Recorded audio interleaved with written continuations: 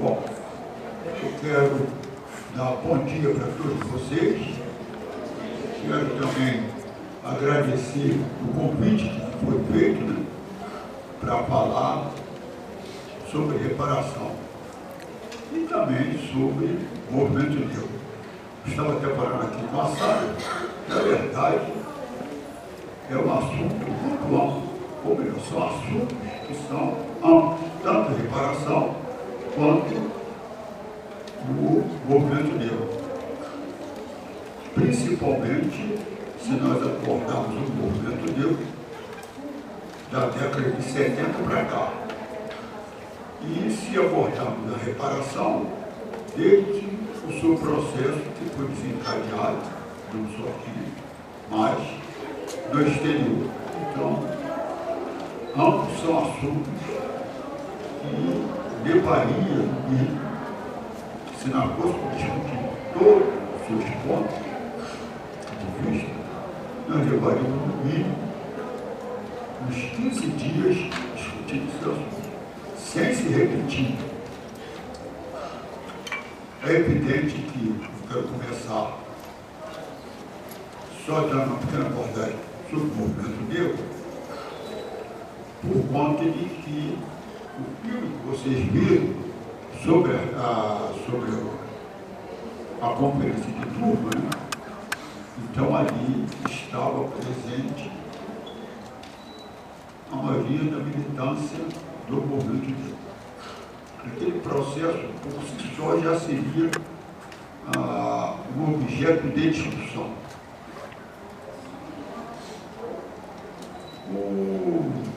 A parte que eu quero colocar é que a maioria dos que estão ali, principalmente nesse filme, né, alguns deles vêm no processo do movimento negro desde a década de 70, como o Medeiros, que fala dele, o Carlos Alberto Medeiros, o Maurício Mendes, que é meu compadre, né, nós estamos um tempo juntos, e que na década de 70, evidentemente, todos eles eram jovens como vocês. Eu era mais velho que eu sou até hoje em relação a eles. Então, quando se falava em organização, aí eles me perguntavam, mas como é que nós vamos fazer organização? Não, nós temos que nos organizar, nós não podemos ficar somente discutindo movimento, tem que nos organizar. Daí veio a ideia de se criar as entidades do movimento negro. Primeiro veio a CICA, né? Depois veio o PCN, da década de 70, e depois veio o MNU. Então, por isso foi colocado em que eu sou um dos fundadores dessas entidades, porque eu era mais velho e tinha pelo menos conhecimento sobre organização. E isso daí facilitou para colocar. Não foram organizações ideais, mas foram organizações que foram possível ser criadas naquele momento. Mas isso é objeto de discussão a parte e outra. Eu estou para falar sobre reparação, então eu vou me ater à parte de reparação. Como vocês viram, o filme, principalmente esse vídeo, ele passou sobre a conferência de Durban. Parece que ali começou a reparação. Não começou ali, não começou a reparação. Pelo contrário, a conferência de Durban foi uma conferência que abordou a questão da reparação, mas, na verdade, ela é uma conferência para discutir racismo, discriminação racial. E era a terceira conferência feita justamente para discutir esse assunto. As duas conferências anteriores, também a primeira e a segunda, década de 70 e década de 80, abordavam também o racismo, porque era uma discussão que na ONU tinha essa preocupação por conta do apartheid da África do Sul. E essas conferências, principalmente a primeira e a segunda, foram organizadas organizada, ela primeiro foi organizada justamente no pensamento do apartheid da África do Sul, onde se falava do racismo que existia ali na África do Sul com o apartheid. Bom, é comum na política externa brasileira, o Brasil sempre compareceu a todas essas conferências, mas sempre compareceu mudo, entra mudo e sai calado. E na conferência de Durban não foi diferente. Para a elite brasileira, não existe racismo no Brasil. Para a elite brasileira, o racismo é assunto de outros países, não no Brasil. Por conta disso, o Brasil entra mudo e sai calado. Bom, mas isso também é outro objeto de discussão, que não é para esse momento. Eu quero colocar aqui para vocês, que eu acredito, né, do ponto de vista do conhecimento. Quer dizer, a conferência de Durban, em 2001, hoje, nesse ano, está completando 16 anos. Que eu creio que vocês devem me perguntar, 16 anos, o que aconteceu nesse período? Aqueles que estavam naquela conferência, o que eles estão fazendo hoje? Tem que se perguntar, porque a conferência de Durban, embora estivesse sendo chamada para discutir racismo, discriminação racial, ela foi, eu estou dizendo a conferência oficial, ela foi uma tática de alguns países, como a Argélia, Cuba, África do Sul, e mais 2 ou 3, se não me engano, que queria discutir a reparação. Mas, no processo de organização da conferência, os Estados Unidos já tinha dito, se fosse discutir na conferência oficial reparação, os Estados Unidos não estaria presente nessa conferência. Então, por uma questão até tática desses países, utilizou-se as conferências, as 2 conferências anteriores, e colocou-se a 3ª conferência contra o racismo e discriminação racial para, por detrás disso, discutir a reparação. Essa conferência que ocorre, esses países e outros, eles aprovam 2 questões importantes. Primeira questão: em vista do Brasil ser o maior país de população negra, vamos dizer, das Américas, então a conferência preparatória seria realizada no Brasil. Antes da conferência de Durban, e isso é uma praxe na ONU, né, ela realiza sempre conferências preparatórias. Então, a conferência preparatória da Europa, a conferência preparatória da África, a conferência preparatória da Ásia e conferência preparatória das Américas. E a conferência preparatória das Américas, eles escolheram para ser realizado no Brasil. Esse é um ponto. O governo brasileiro, da época, não quis que a conferência fosse realizada aqui. E colocou para a ONU que não faria a conferência aqui. E a ONU, então, teve que deslocar a conferência que deveria ser realizada aqui para o Chile.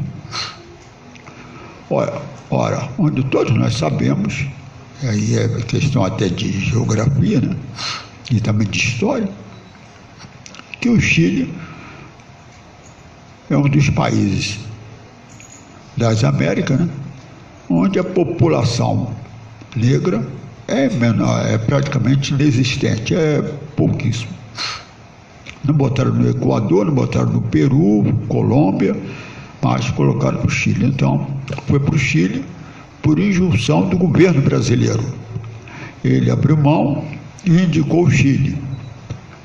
Bom, isso, do ponto de vista político, para nós, eu considerei uma derrota nossa, que dessa conferência não ter se realizado aqui, porque aqui nós iríamos ter todos os países das Américas e do Caribe, né, numa grande conferência, mas não foi possível. Bom, primeira derrota nossa, contando com o apoio de muitos negros e negras próximo do governo, que contribuíram justamente para essa conferência não ser realizada no Brasil, e posso dizer até que não é que não tenham contribuído, não fizeram rigorosamente coisa alguma para que ela fosse realizada no Brasil, foi para o Chile. A segunda questão é que também na conferência eles viram o seguinte: Brasil, maior população, então vamos escolher o relator para a conferência oficial que seja do Brasil. E fizeram realmente a escolha, pediu para que o Brasil indicasse o relator. E o Brasil, o governo, acabou indicando. Foi a Edna Roland, com quem nós vimos ela falando aí. Bom, deu-se a conferência, a relatora do Brasil, discutiu-se lá a reparação, ou seja, pela primeira vez a ONU faz uma discussão sobre a questão que há muito tempo várias organizações e vários governos de países vinham solicitando, que era para discutir sobre reparação. A ONU, desde 1945 até 2001, então ela realmente não fez uma conferência específica sobre reparação por conta dos Estados Unidos, pressão dos Estados Unidos. Mas fez a terceira conferência contra o racismo, e na terceira conferência contra o racismo discutiu-se reparação. Essa conferência, as pessoas às vezes fazem alguma confusão. A ONU, ela costuma realizar, de uns tempos para cá, conferência paralela. Ela tem a conferência oficial, onde nessa conferência oficial participam os representantes dos estados nacionais e de governo, e a conferência paralela é justamente das organizações não governamentais. E as organizações não governamentais para a ONU, não é as ONG, conforme nós colocamos aí, para organizações não governamentais para a ONU, são todas as organizações que não são de governo. Aí entra sindicato de trabalhador, cooperativa, tudo, enfim, associação de moradores, se for o caso. Então, são organizações que não são organizações de governo. Então, pode comparecer. Outros países até mandam representante, o Brasil não manda nada, que é outra coisa que eu quero também abordar. E a relatora, a Edna Roland, fez a relatoria dessa conferência. Como todos nós sabemos e estamos observando, pelo menos a gente pega os ensinamentos do que acontece, principalmente na nossa vida, né, o cotidiano, e pelo menos que vai acontecendo na sociedade, a gente vê que relator é uma função fundamental em qualquer tipo de fórum de discussão ou de decisão. O relator é fundamental.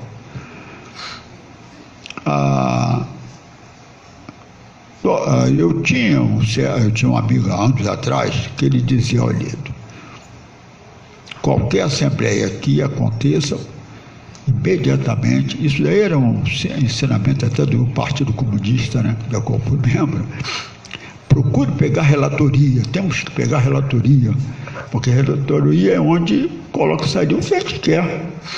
As pessoas não vão questionar, pode questionar depois, mas não tem como, porque é a relatoria, até você retificar a relatoria, então passa tempo. Então, se o relator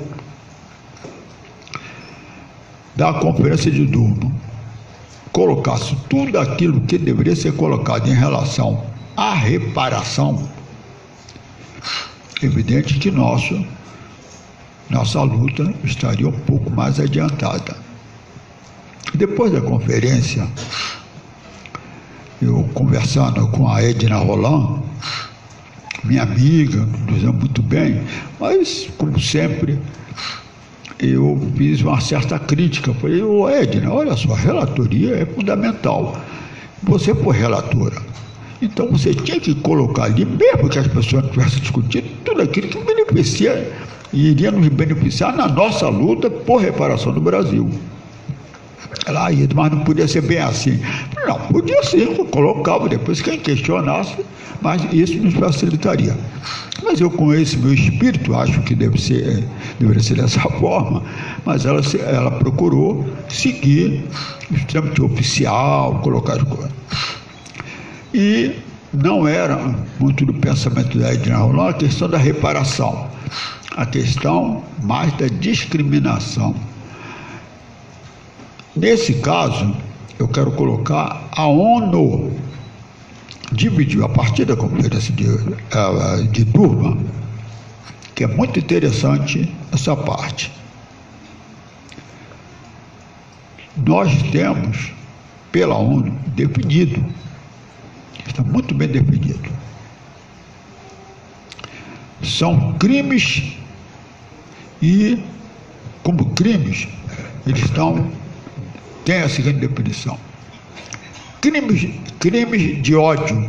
Crime de ódio é o racismo, a discriminação racial, a xenofobia, o genocídio. Esses são crimes de ódio.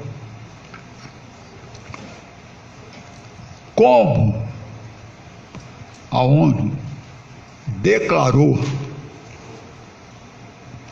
nessa conferência de 2001 que a escravidão, o tráfico transatlântico,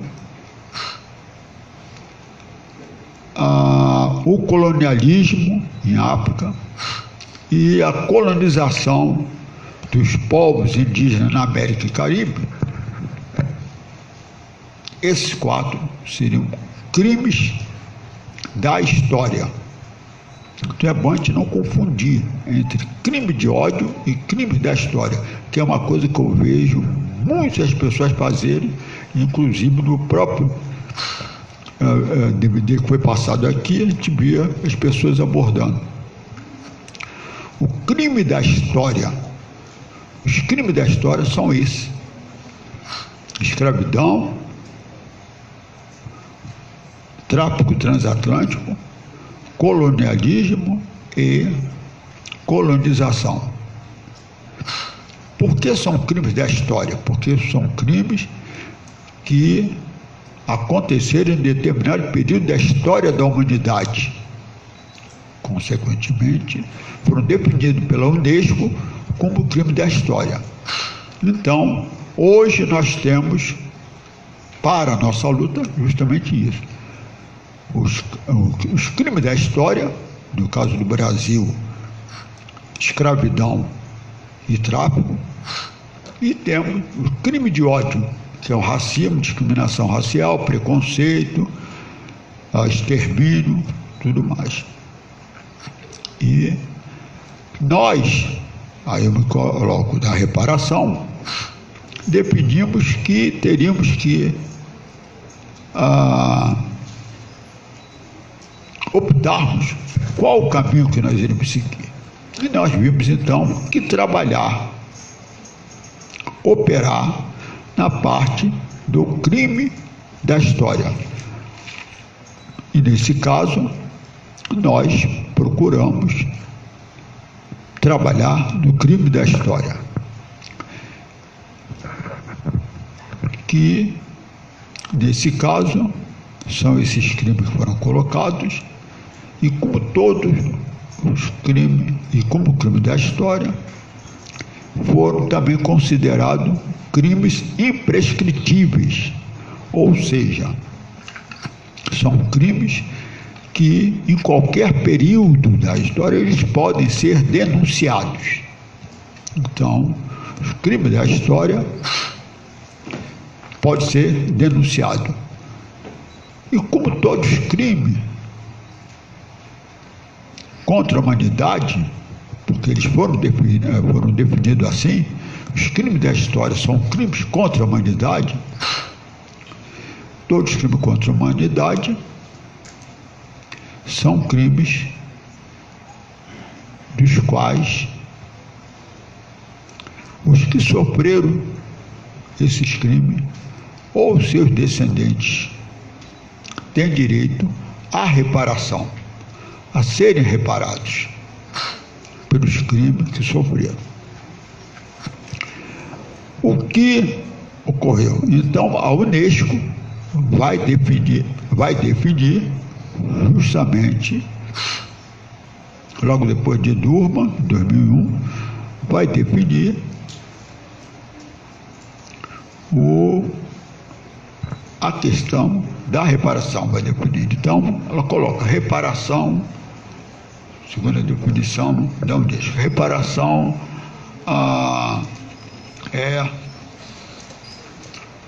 às vezes a gente até esquece, né?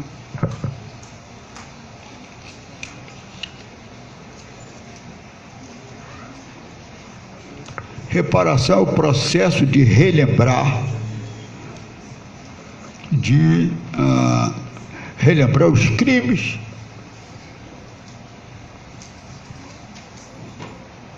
da história para reparar, compensar, ressarcir um determinado povo ou segmento da população de ofensas trágicas cometidas contra ele. Essa é a definição, sai logo em outubro, logo depois da conferência, da Unesco, porque a função da Unesco é efetivamente essa, das conferências da ONU, tem essa atribuição de não só definir, também conceituar o que é decidido nas conferências da ONU. Bom, então essa conferência da ONU, com essa definição, reforçou mais a nossa luta pela reparação. Por quê? Porque não sei se vocês têm conhecimento e praticamente em 1990 foi realizado em Lago, Nigéria, a conferência chamada Primeira Conferência Mundial de Reparação para a África e Africanos da Diáspora. Essa conferência foi realizada na Nigéria, Lago, de 13 a 14 de dezembro de 1990. 3 anos depois, houve também uma outra conferência, dessa vez em Abuja, que era a nova capital da Nigéria. Primeira Conferência Pan-Africana sobre Reparações pela Escravização Africana, Colonização e Neocolonialismo. Essa foi realizada 27 e 29 de abril de 1993. Bom, uma decisão fundamental dessa conferência de Abuja é que deveria se organizar Então, a recomendação que se fazia é que a luta pela reparação deveria ser disseminada e a luta pela reparação deveria ser como movimento, como campanhas e movimento de massa. Isso em 1993. É evidente que em 2001, não é isso? 8 anos depois, então foi reforçar. Então, sobre a questão da reparação, temos essa conferência de 90, essa conferência de 93 e essa conferência de 2001 de Durban. Bom, eu gostaria de perguntar, pelo menos aqui, quem teve conhecimento das duas conferências anteriores? Alguém? Ninguém. Ninguém teve conhecimento. Da conferência de 2001, da ONU, a maioria, acredito, de vocês tiveram conhecimento, mas recentemente ela aconteceu há 17 anos. Mas o que isto coloca para todos nós? Coloca uma coisa que aparentemente parece, né, que não tem relação uma coisa com a outra, né? Mas efetivamente tem a ação da elite brasileira. Quando eu anteriormente coloquei que não se teve interesse de fazer a conferência preparatória no Brasil e empurrou a conferência para o Chile. Quando, na conferência de Durban, o Brasil, principalmente do ponto de vista de organização, foi o país que apresentou a maior delegação. Como o Medeiros colocou ali, 250 ou até mais, porque, principalmente, eu coloco até mais pelo seguinte, porque os 2 aviões que saíram do Brasil, que são aqueles 747, né, dá mais ou menos 300 pessoas, eles foram praticamente superlotados, essa conferência. E lá, o representante do governo brasileiro também não falou rigorosamente coisa nenhuma, ficou calado. Então, essa é a posição da elite brasileira. E o que é mais grave, que não é percebido por todos nós, a questão do isolamento de nós brasileiros frente aos fóruns e os acontecimentos internacionais. Por que esse isolamento? Porque nós só falamos português. Nós não falamos outro idioma, só português. A Lei 10.639 tem discussão por europeu, mas ali não está colocando. É fundamental nós termos como ensino o idioma inglês, que embora nós não gostemos lá dos Estados Unidos, PPP, que era o pensamento antigo, né? Não se gostava, não ia se aprender o inglês, porque era o idioma do imperialista, PPP, mas só que hoje é um idioma internacional. Essa é a grande realidade. E nós só falamos português. Então, para esses fóruns, nós não vamos e nem tomamos conhecimento deles, porque também não lemos em inglês. Então, eles acontecem e o brasileiro não aparece. nesses fóruns todos, sempre tem uma questão importante. Na conferência que eu falei aqui de Abuja, 1993, onde estão presentes os países de África, os países das Américas e tal. Lá estava a representante, a Ruth Pinheiro, companheira nossa, era a única brasileira presente naquela conferência. Tanto assim que eles decidiram que ela deveria trazer para o Brasil, ser representante no Brasil sobre a questão da reparação. E ela veio e fez isso. Mas ela sozinha, praticamente.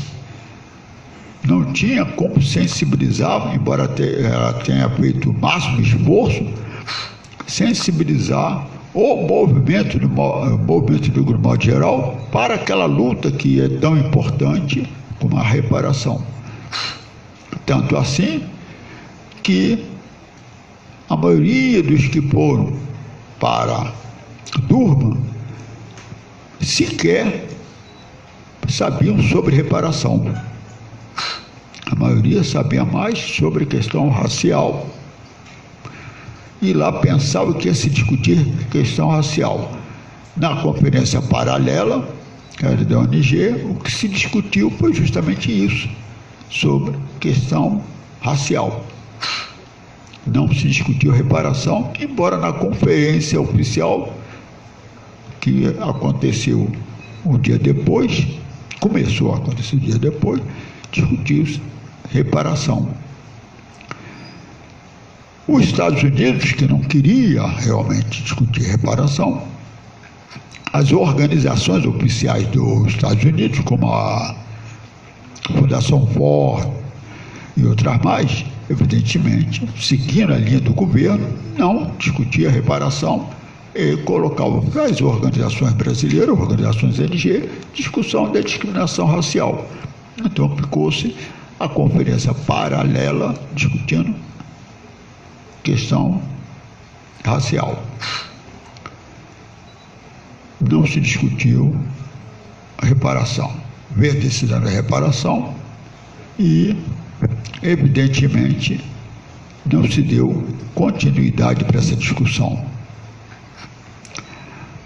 3 anos depois da Conferência de Durban, veio o Brasil, até para a UERJ, o Ben Bella, que foi presidente da Argélia e foi um dos que fez a luta de libertação da Argélia. E uma coisa, depois ele conversando, porque ele também foi um dos mentores para que se discutisse reparação na conferência de Durban. Então, uma das coisas que ele colocou foi justamente de que, olha, a ONU é uma assembleia. E a Assembleia da ONU, ela não delibera. A deliberação sempre ocorre no Conselho de Segurança. É um detalhe que as pessoas têm que estar atento. Ali, na Assembleia, nós fazemos apenas declaração e muito mais, e outras vezes até resolução. O que é resolução? Resolução é que o governo pode seguir ou não. Por quê? Porque a Assembleia é formada de Estados nacionais. E os Estados nacionais têm sua soberania. Não pode existir decisão que vira a soberania de determinado Estado. Então, não se tem deliberação ali. Ali discute-se apenas declaração. E a declaração, a mesma coisa, o país pode aderir a essa declaração ou não, no momento, ou pode aderir posteriormente. Como o Brasil ficou do seu mutismo, né, o representante do governo brasileiro ficou no seu mutismo, não falou nada, deixando para que no Brasil o governo brasileiro tomasse a posição. Então, a Declaração de Durban,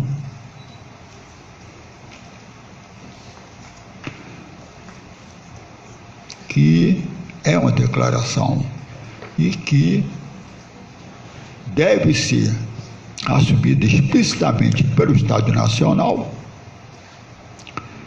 O Estado brasileiro ainda não tomou nenhuma atitude. E as pessoas pensam que não.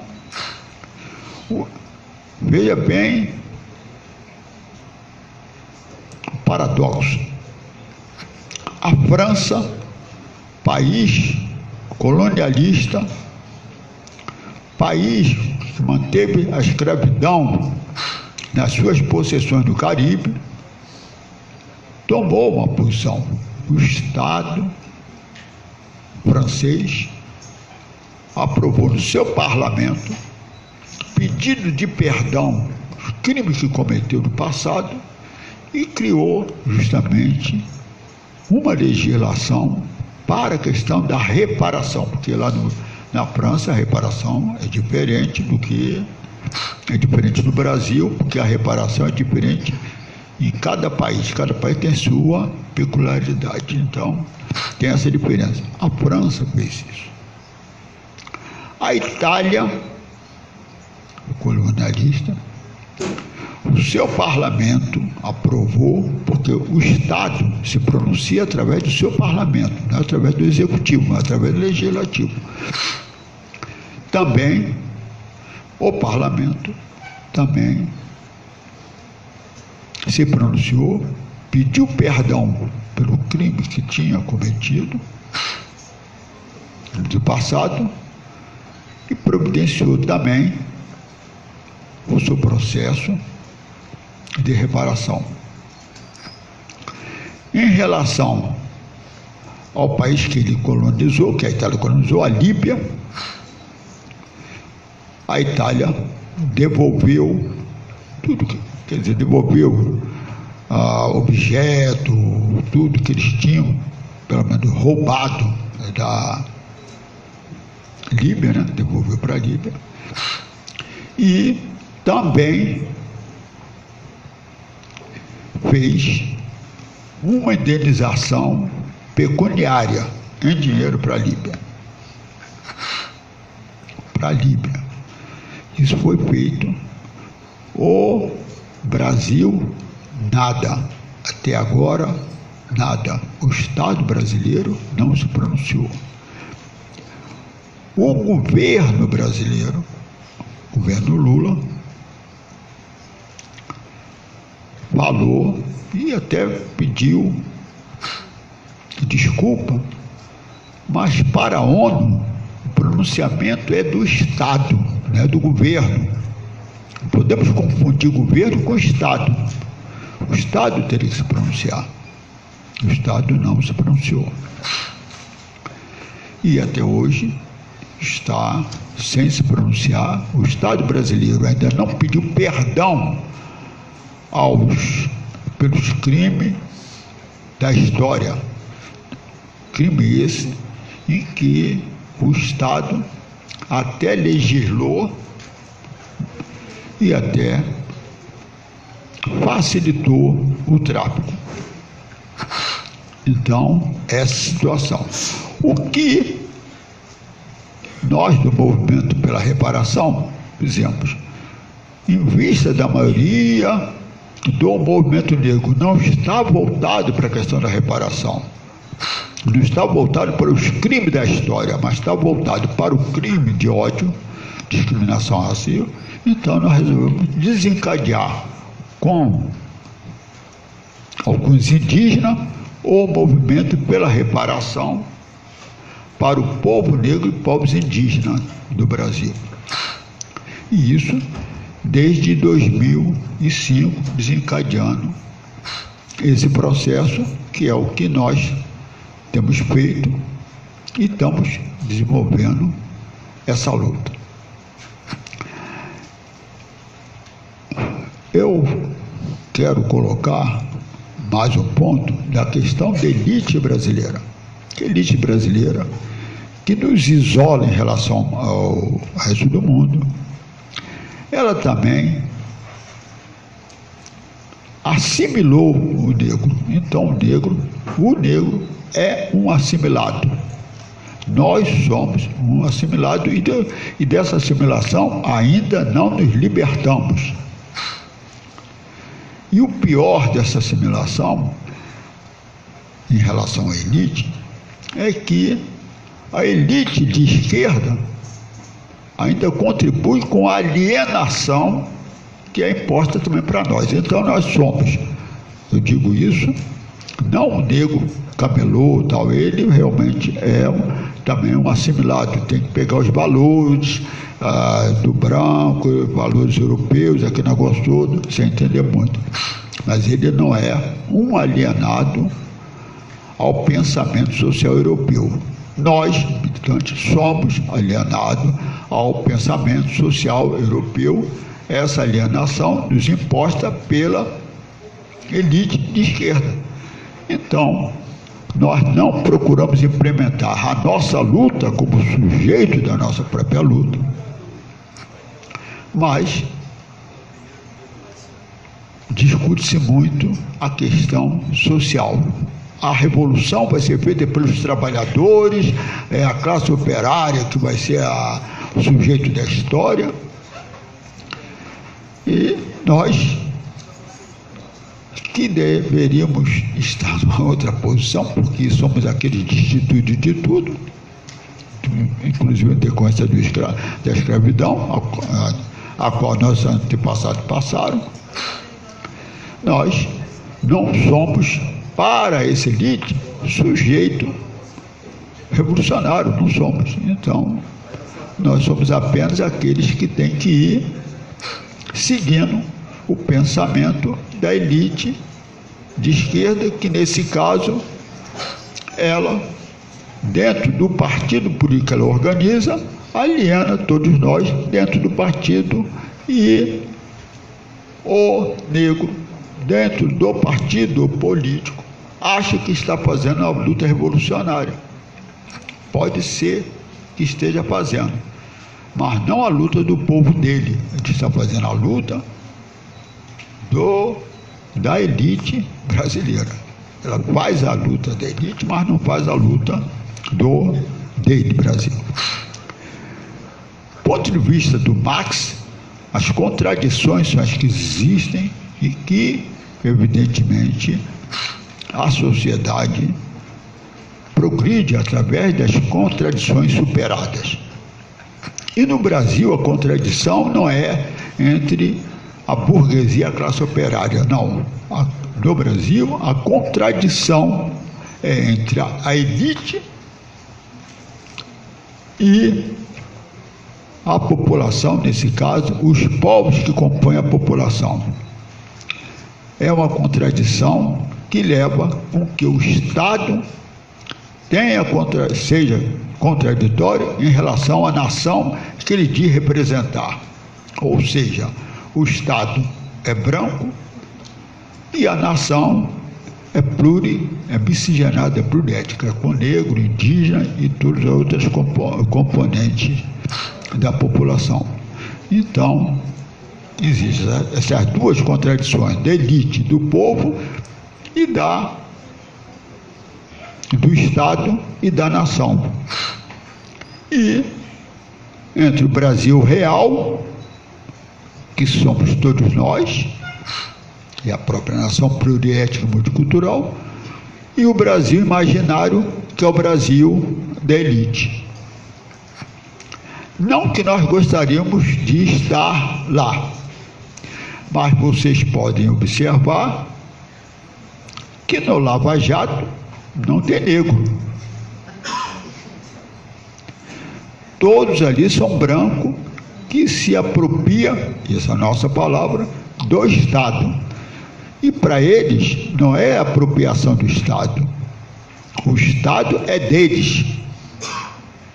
Criaram o Estado para eles. O Estado está a serviço deles. Quem pensa ao contrário, evidentemente, eles vão combater. Então, esse é o Brasil.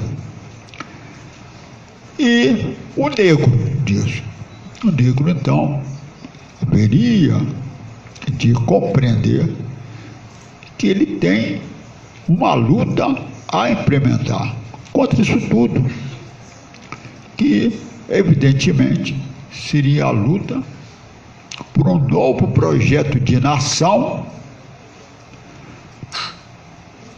onde o Estado seja pluriétnico e multicultural, e não a nação de povo, projeto de nação da elite brasileira, concebida logo após a proclamação da República, que é uma nação que eles colocou de povo branco e de cultura europeia, e é um projeto de nação que permanece até hoje. E o que está acontecendo hoje é que esse projeto de nação de elite brasileira realmente chegou ao final, e ele está se esvaindo, sem perspectiva de coisa nenhuma. O negro, que é o sujeito da história da nação, felizmente, está anestesiado por conta da assimilação que ele sofreu, está alienado por conta da alienação que ele tem em relação aos partidos políticos de esquerda. Isso seria um objeto profundo de discussão política nossa, que também não está aqui na parte da reparação. Continuando a parte da reparação, eu então coloco, eu tenho que ver pelo menos o meu tempo, eu coloco 15 minutos. Então, coloco rapidamente alguns pontos que são interessantes. Esses pontos são interessantes do ponto de vista da reparação.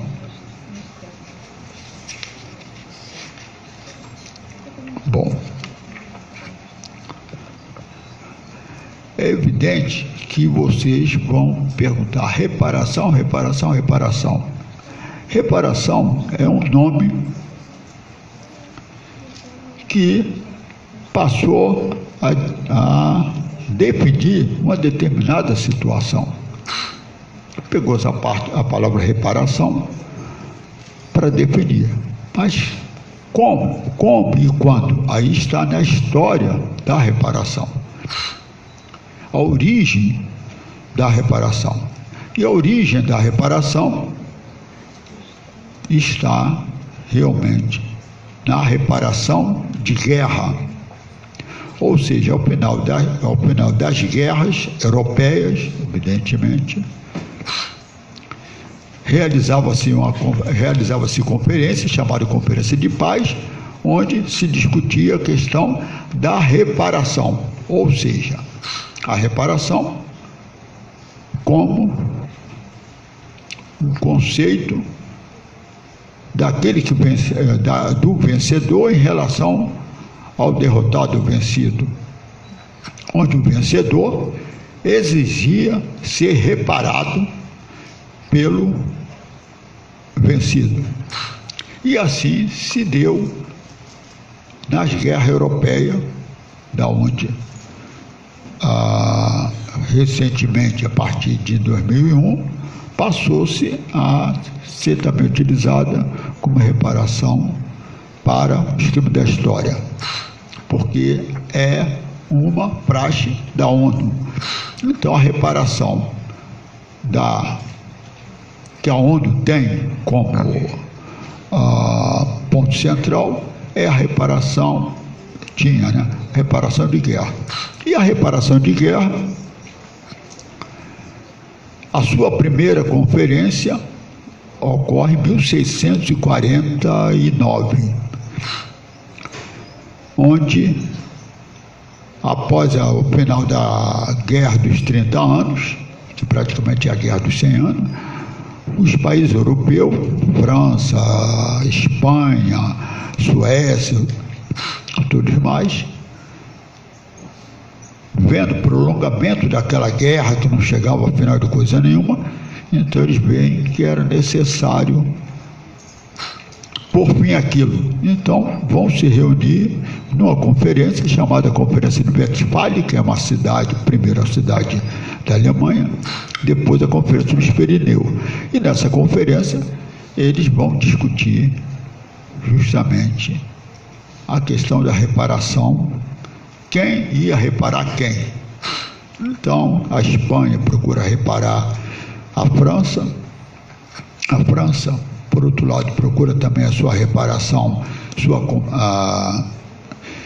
em termos de dinheiro. Aí entra a questão da reparação pecuniária, que eles dão esse nome, reparação pecuniária, que mais tarde vai ter o nome reparação pecuniária punitiva, ou seja, para punir aquele que provocou a guerra, que fez com que o vencedor tivesse as suas despesas. E o processo todo de reparação vem ocorrendo desde 1647 até 1919, na Segunda Guerra Mundial, onde a reparação é discutida e França, Inglaterra e Estados Unidos exigem a reparação da Alemanha, da Áustria e da Hungria. Não só a reparação em termos territoriais, porque a reparação é através de bens materiais, pode ser tudo aquilo que aquele que quer ser reparado exige daquele que tem que reparar. Está também no nosso caso. Não é só a questão de dinheiro, é tudo aquilo que para aquele que quer ser reparado, ele considera a sua reparação. E exigiram também a reparação pecuniária punitiva, exigindo que a Alemanha pagasse, a Áustria pagasse, a Hungria pagasse. Esse dinheiro, em dinheiro, e isso levou esses países à falência, que vocês que estudam história sabem o que aconteceu depois da Segunda Guerra Mundial, e que na Alemanha depois vai dar o nazismo, e quando chega na guerra, na Segunda Guerra Mundial, praticamente os vencedores, aí já não era a Inglaterra, a França e os Estados Unidos, como foi na Primeira Guerra Mundial, mas era principalmente União Soviética e Estados Unidos. Sendo que a União Soviética e os Estados Unidos não tinham pensamento de punição para esses países como reparação pecuniária, não é isso? E colocando punitiva. Mas eles viram o seguinte: havia povos e segmentos que, embora não tivessem feito a luta, a guerra, tivessem se envolvido belicamente com o conflito, eles sofreram. Então, a reparação seria para eles. Daí, então, vem a reparação, como se fosse reparação de guerra para os judeus. E qual é a exigência do judeu? Ter o seu território e ter condições de compensação financeira para poder manter o seu Estado. Daí vai nascer o Estado de Israel.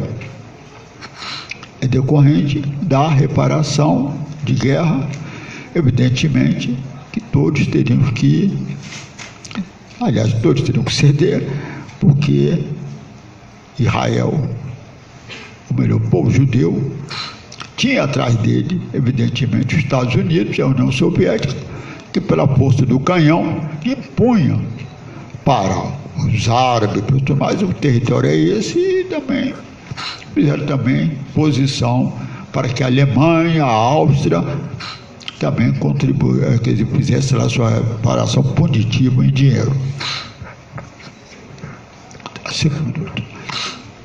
E daí veio a reparação para o judeu. Em 1948 discute-se a questão dos direitos humanos. Mas essa questão do direito humano teria que dizer, não chegou assim em cima do direito de uma ideia, foi um processo, foi feito, e daí foi colocado que escravidão, porque o judeu foi submetido ao trabalho escravo durante a guerra. O tráfico de escravo, o judeu foi traficado, saiu da Polônia, foram levados para a Alemanha, saiu da França, foram para a Polônia, então era o tráfico. Então, tráfico e escravidão. Por conta disso, os países que fizeram justamente, esses estados foram responsáveis, a Alemanha principalmente, a Áustria e outros mais, então teria que reparar o povo judeu. Por conta desse fato é que a conferência de 2001 vai definir que tráfico e escravidão,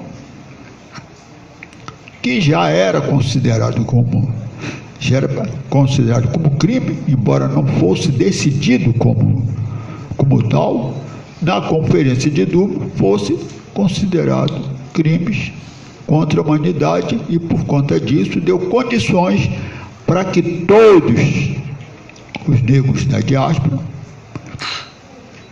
e de África pudessem então fazer a luta pela reparação, dentro do pensamento de reparação. Então a reparação sendo uma exigência daquele que quer ser reparado. Então, aquele que quer ser reparado, ele diz de que forma deve ser a sua reparação. E quem deve reparar? Ficou decidido os estados nacionais. Então, os estados nacionais, por serem, não só por serem permanentes, mas também porque são responsáveis por tudo que ocorre dentro do território onde ele mantém a sua soberania. Então, o Estado brasileiro, para colocar o nosso caso, o Estado brasileiro, que mantém a soberania nesse território imenso, manteve a escravidão, então ele é responsável pela reparação aos descendentes de escravizados e aos povos indígenas. Muita coisa teria que abordar, dizer formas de reparação, por exemplo, houve reparações até diferentes em alguns países. Por exemplo, quero só dar um exemplo. Quando o judeu foi reparado, na Ásia, o maior pedido de reparação para o Estado japonês foram das populações das ilhas onde o japonês dominou e submeteu a população daquelas ilhas a produzir arroz para o exército japonês. O arroz não fazia parte do regime alimentar daquela população. Terminado a guerra, nessa discussão de reparação para o judeu, então povos daquela ilha exigiram como reparação ao Estado japonês que transferência de tecnologia para eles produzirem arroz de melhor qualidade, já que não fazia parte da agricultura deles, e reserva de mercado. Ou seja, o Japão transferiu a tecnologia para eles e ainda durante 50 anos, terminou recentemente, comprava aquele arroz, porque era uma exigência da reparação. Mesmo que o Japão não precisasse mais daquele arroz, mas tinha, por questão da reparação, ter que comprar, e comprou durante 50 anos e terminou recentemente a questão da reparação para aquelas populações da Ásia. E só para concluir, teve um fato que vocês devem ter visto na televisão, mas não fizeram talvez a vinculação. Por conta das discussões da reparação em 1948 que estavam se realizando, as mulheres da Malásia, Vietnã, China, elas exigiram reparação porque elas foram submetidas à prostituição pelos soldados japoneses. Então, elas exigiram reparação. Mas não conseguiram. Não conseguiram porque os Estados Unidos, a União Soviética, a Inglaterra, a França, os países vencedores, observaram, eles sabiam, porque eles tinham feito, principalmente o governo, principalmente o exército americano, que punia os seus soldados pelos estupros das mulheres alemãs que eles fizeram, italianas e outras mais, onde eles diziam que, bom, eles, alemães, italianos, romanos, estupraram as nossas mulheres, então nós fazemos a mesma coisa com elas. Então, o estupro que as coreanas, a vietnamita, a malásia, a chinesa e outras da Ásia, né, exigiram, não conseguiu ir à frente, porque eles viram que o universo era maior do que eles pudessem pensar. Não haveria recurso para poder indenizar todo mundo. Tanto teriam que indenizar, eles teriam que reparar. O Estado japonês teria que fazer a sua reparação a essas mulheres, mas também as mulheres japonesas teriam que ser reparadas porque elas também foram estupradas, foram também submetidas à prostituição pelo exército de ocupação norte-americano. Então, esse impasse não conseguiu ser resolvido, ficou para que fosse resolvido nas conferências de mulheres, mas nunca foi possível ser resolvida. Recentemente, o Estado da Coreia faz não a reparação, mas uma compensação às mulheres que ainda estão vivas, estavam vivas, né? E que sofreram esse crime, que não foi definido pela ONU como crime contra a humanidade, mas eram crimes contra a dignidade humana, e que ficou de ser definido em conferências, para que, em conferências posteriores, né, de 48, fosse definido como crime contra a humanidade, para que os estados fossem responsáveis para a questão de tudo isso que as mulheres sofreram e ainda sofrem. Então, essa é uma questão que está em aberto do ponto de vista da reparação.